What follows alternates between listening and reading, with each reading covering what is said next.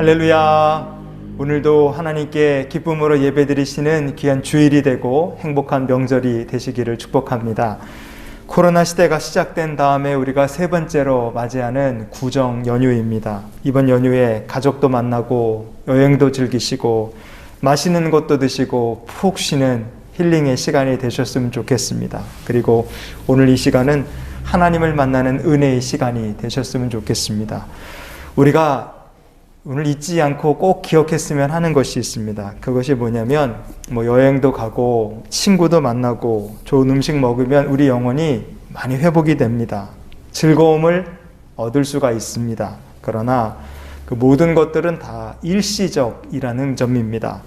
하지만 영원토록 우리 영혼이 충만함을 누리는 방법이 있습니다. 바로 내 영혼을 하나님께 온전히 맡기는 것입니다.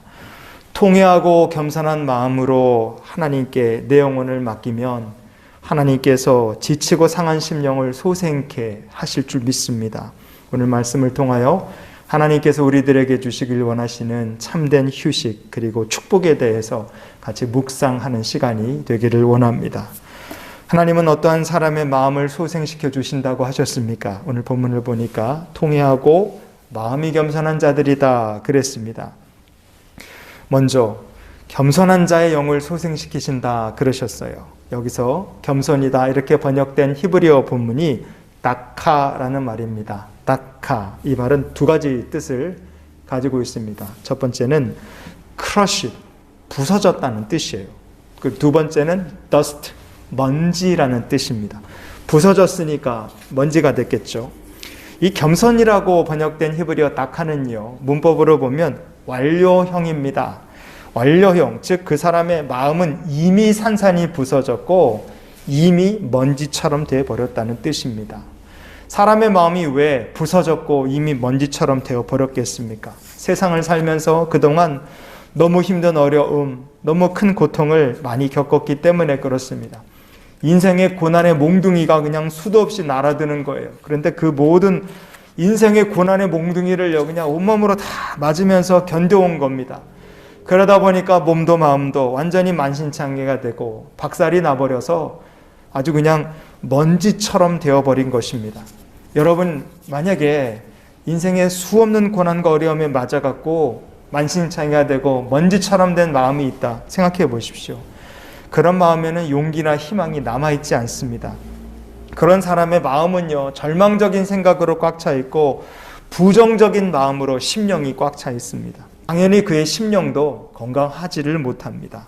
하나님은 어떠한 사람의 마음을 소생시켜 주신다고 하셨습니까? 또 통회하는 자의 영을 소생시키시겠다 말씀하셨어요. 자, 통회라고 번역이 된 히브리어 본문은 유서팔이라는 말입니다. 유서팔, 이 말은 낫다, 겸손하다 이런 뜻도 있고요. 표면이라는 뜻도 있습니다. 그럼 한번 생각해 볼까요? 어떤 사람이 통회하는 자인가? 그러면 통회하는 자의 심령의 상태는 어떠할까? 정말로 이 사람의 마음이 낮고 낮아진 겁니다. 그런데 무엇 때문에 그 마음이 낮고 낮아졌느냐? 겸손 때문에 낮고 낮아진 것인가? 그렇지 않습니다. 인생의 고난과 실패가 연이어 닥쳤어요. 연이어 고난과 실패를 겪으면서 인생이 몰락을 거듭합니다. 추락을 거듭하는 거예요. 마침내 어디까지 추락했느냐? 인생의 표면, 밑바닥까지 추락한 겁니다. 여기서 더 몰락하고 여기서 더 추락할 길은 아예 그냥 구덩이를 파고 지하로 들어가는 것처럼 죽는 것밖에는 남는 게 없는 것처럼 보이는 거예요. 이 정도까지 인생이 낮아졌다. 여기까지 인생이 추락을 했다. 그것이 바로 통회하는 자의 심령 상태입니다. 좋았던 시절이 언제냐? 기억도 안 나요. 희망이라는 것이 있느냐? 도무지 보이지 않습니다. 겸손한 자, 통회한 자, 공통점이 있습니다. 인생에 혼란이 닥치고 실패가 있었어요. 고난이 있습니다. 그것 때문에 마음은 다 부서졌고 이미 먼지처럼 마음은 박살이 나버린 상태입니다. 삶이 몰락했는데 희망은 찾아내야 찾을 수 없습니다. 더 이상 인생에 죽는 것 외에는 더 내려갈 곳도 없어 보입니다. 그런데 중요한 것은 그런 상황에서 그런 사람들이 하나님께 고백을 드리는 거예요. 하나님을 찾습니다. 하나님, 제 마음은 완전히 박살이 났고 먼지처럼 됐습니다. 하나님, 제 인생은 밑바닥까지 떨어졌습니다. 저는 철저하게 무력한 인생입니다. 그러니 주님 나를 도우소서, 이렇게 하나님의 도우심을 구하는 거예요. 나는 철저하게 무력하다. 나는 아무것도 아니다. 사람이 이것을 고백하고 하나님의 도우심을 구합니다. 자기의 삶을 하나님께 다 맡기기 시작해요. 그러면 어떻게 됩니까? 하나님께서 그 영혼을 붙들어 주십니다. 그 영혼을 소생시켜 주시는 거예요. 왜냐? 누가 계십니까? 그렇게 하나님을 찾는 이들을 위해서 하나님께서 그들과 함께 있다고 말씀하시기 때문에 그래요. 또한 통회하고 마음이 겸손한 자와 함께 있나니 그랬습니다. 여러분, 하나님 우리와 함께 하십니다. 이 말씀에 소생이라는 말이 나오죠. 이 소생이다 이렇게 번역이 된 히브리어 본문이 러하하요트라는 말입니다. 이 말은요, 보존을 한다, 보호한다, 지킨다, 이런 뜻을 가지고 있습니다. 그럼 이렇게 물어볼 수 있죠. 도대체 왜 하나님은 마음이 박살나고 이미 먼지처럼 부서진 사람의 인생을 보호하시는 것일까? 도대체 뭘 하시려고 하나님께서 밑바닥까지 추락하고 몰락한 사람의 인생을 지켜주시는 것일까? 성경은 그 목적을 우리에게 이렇게 말씀해 줍니다. 시편 23편의 3절을 같이 보시겠습니다. 내 영혼을 소생시키시고 자기 이름을 위하여 의의 길로 인도하시는도다. 아멘. 의의 길로 인도하시기 위해서 하나님께서 주의 자녀들을 보호하시고 지켜주시는 줄 믿으시기 바랍니다. 그러니 인생에 가장 크고 가장 아프고 가장 이해하기 힘들고 받아들일 수 없는 어려움 가운데서도요, 하나님을 의지하는 믿음의 성도들이 되실 수 있기를 축복합니다. 그게 우리의 믿음을 지키는 길이고 그것이 우리의 심령이 소생케 되는 길인 줄 믿어요. 교회에 등록은 안 하셨는데 가끔 주일날 오셔서 예배를 드리시는 권사님 한 분이 계십니다. 그 권사님 아드님이 안타깝게 사고로 세상을 떠났어요. 아들이 죽고 나서 그 권사님 가정이 다 망가졌습니다.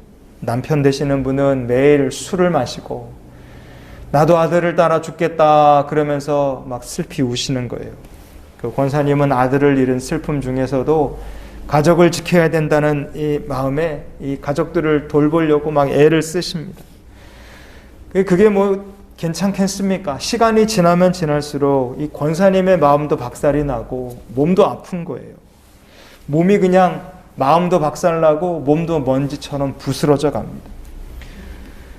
그 권사님께서 저에게 가끔 메시지를 보내시는데 어떤 메시지 중에 이런 내용이 있었어요. 목사님, 아들이 죽었는데 좋은 것을 먹으면 뭐합니까? 좋은 데를 간들 마음이 즐겁겠습니까? 그 얘기가 참 마음에 아프더라고요. 그 권사님의 심정이 이해가 되기에 더욱더 안타까웠습니다. 성도 여러분, 예수 믿는 사람의 인생에도 큰 상처, 큰 슬픔이 찾아올 수 있습니다. 하나님의 백성도 인생의 여정에서 뜻밖의 슬픈 일을 겪고 환난을 만날 수 있습니다. 그러나 우리의 마음이 무너지지 않을 수 있는 비결이 있습니다.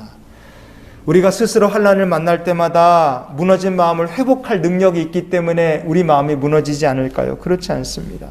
우리 마음은 예수 믿는 성도의 삶도 무너질 수밖에 없어요. 그러나 우리와 함께 하시는 하나님이 계십니다.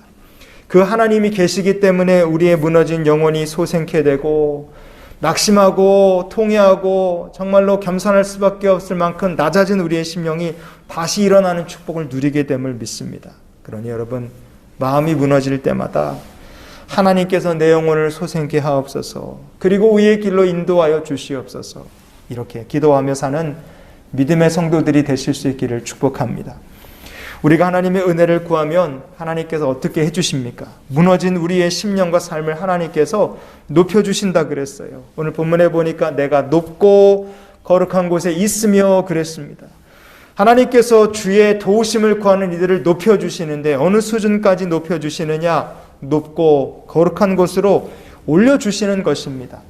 높다 이렇게 번역이 된 히브리어 본문이 마롬이라는 말입니다. 마롬, 이 말에는요, 높다라는 뜻도 있고 높은 곳이라는 뜻도 있습니다.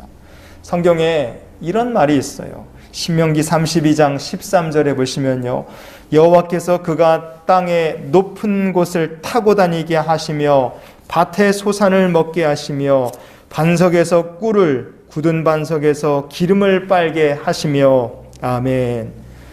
마음이 무너진 사람, 마음의 슬픔이 가득한 사람 세상에 많습니다. 그런 사람들이 아무리 좋은 것을 먹고 좋은 데를 간들 기쁨이 있겠습니까? 아무런 기쁨이 없는 거예요. 그냥 무기력합니다. 그러나 하나님께서 하나님을 찾는 사람들을 위로해 주십니다. 하나님께서 주의 백성들을 높여주십니다. 그런 축복을 주시는 거예요.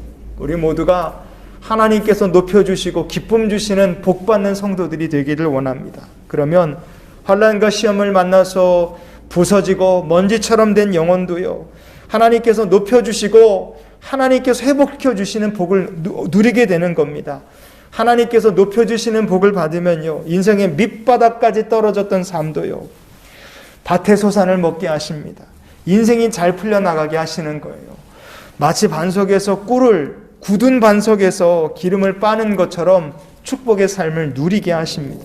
그러니 우리 모두가 영혼을 소생케 하시는 하나님의 축복을 누리는 성도들이 될 수 있기를 원합니다. 세상에서 좋은 것, 먹고 마시고 좋은 데를 가는 것이 복이 아니라 하나님 안에서 우리를 위로하시고 소송케 하시고 높이시는 하나님의 은혜를 누리는 성도들이 되기를 원합니다. 그것이 참 복인 줄 믿습니다. 성도 여러분, 오늘 말씀을 정리해 보겠습니다. 이사야 선지자는요, 이스라엘 백성들이 바벨론의 포로로 붙잡혀 가게 될 것을 예언한 사람입니다. 오늘 본문도 포로로 끌려가게 될 이스라엘 백성들에게 주신 말씀 중에 일부입니다. 바벨론의 포로로 붙들려 간다는 것은요, 그 길에 희망이나 축복은 기대할 수가 없습니다. 그 길이 절망이 기다리고 고생이 기다리고 사망의 두려움이 기다리는 길이었습니다. 바벨론 포로로 끌려갔던 이스라엘 백성들의 길이나 우리가 지금 사는 시대의 우리의 인생길이나 사실 크게 달라 보이진 않습니다. 왜냐, 우리가 가야 할 인생길에 절망이 가득하고 고생과 두려움과 사망의 염려가 가득하기 때문에 그래요. 그러니 성도가 어떠한 마음을 가지고 이 시대를 살아야 하겠습니까? 오늘 우리에게 주시는 이 하나님의 말씀을 간직했으면 좋겠습니다. 신명기 30장 20절을 결론으로 봅니다. 내 하나님 여호와를 사랑하고 그의 말씀을 청종하며 또 그를 의지하라. 아멘. 하나님을 사랑하고 그 말씀을 청종하고 그를 의지하고. 아멘. 오늘 본문이 말씀하는 겸손한 자 그리고 통회하는 자가 바로 이렇게 사는 사람들인 줄 믿습니다. 그래서 우리가 이런 기도로 한 주간의 삶을 살았으면 좋겠습니다. 하나님, 이 한 주간도 저의 영혼을 소성케 하시고 의의 길로 인도하여 주시옵소서. 하나님을 사랑할 때 우리의 심령이 소생케 됨을 믿으시기 바랍니다. 우리가 하나님의 말씀을 청종할 때 우리의 삶이 소생케 됨을 믿으시기 바랍니다. 그리고 우리가 하나님을 의지할 때 우리의 모든 것이 소생케 됨을 믿으시기 바랍니다. 이번 한 주간도 좋으신 하나님과 동행하시기를 예수님의 이름으로 축원을 드립니다. 기도하시겠습니다. 좋으신 하나님, 이번 한 주간도 우리의 영혼을 소생시키시며 의의 길로 인도하여 주시옵소서. 귀한 성도들의 이 한 주간의 삶 속에 하나님 붙드시고 높여주셔서 참 기쁨과 참 감사와 참 회복과 휴식이 있는 삶을 누릴 수 있도록 은혜를 내려 주시옵소서. 오늘 또한 예물을 구별해 드린 사랑하는 성도들의 감사의 제물을 받으시며 우리 주님께서 가장 귀한 것들로 넘치도록 복 주시고 하나님을 자랑하는 축복의 간증자들이 되게 하여 주시옵소서.